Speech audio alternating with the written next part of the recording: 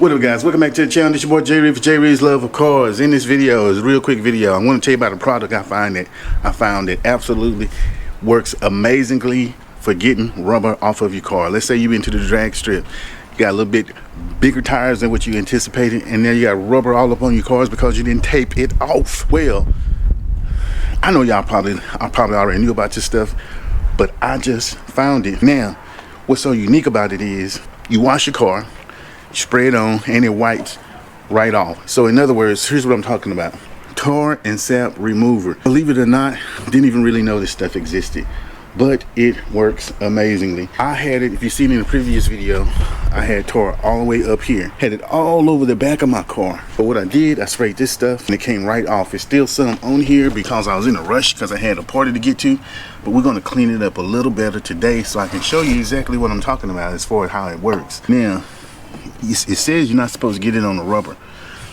and I know I got a little bit of overspray on it. So far I don't see no problems. Hopefully it won't be any problems because of it, but all I know is it worked amazingly.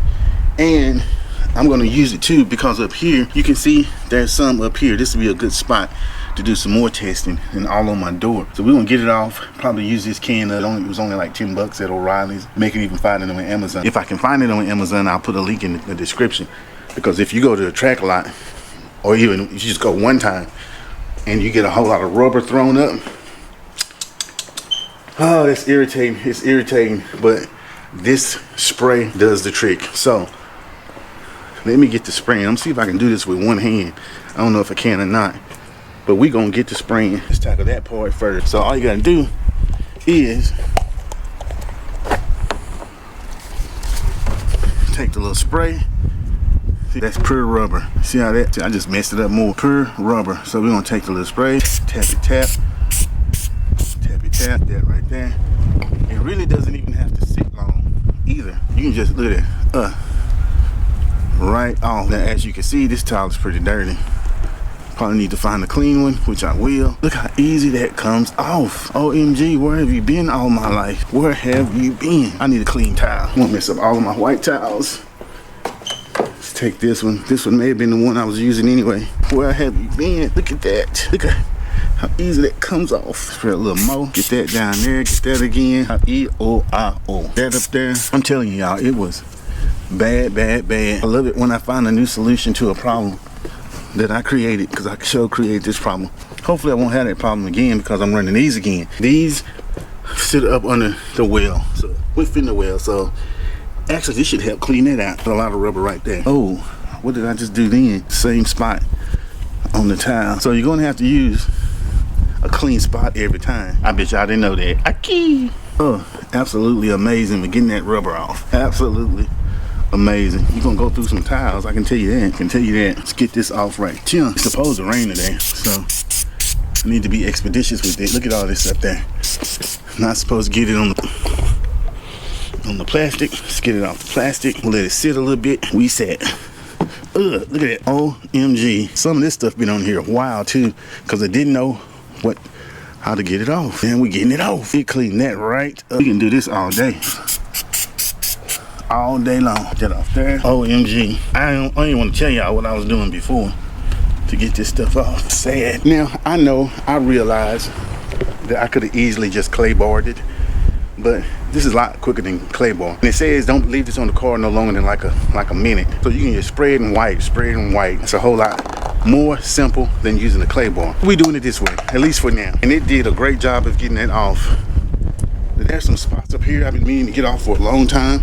On both sides, we're gonna get that off too. Yeah. I cannot believe how well it works. I don't know what kind of chemicals they have in this stuff, but for it to literally take off that rubber down there instantaneously, it's amazing. It's absolutely amazing. Now, I'm sure someone gonna let me know in the comments that I just made a big mistake, and I'm okay with that. Let me know if I made a big mistake in the comments. And again, I know some of y'all was like, duh, food, it's been around forever. Probably have, but I didn't know about it. But now I do. So, and to be honest with you, I still need to claybar the car anyway, and I will be doing that probably this winter, because if it's gonna, well, actually I won't. It'll be too cold.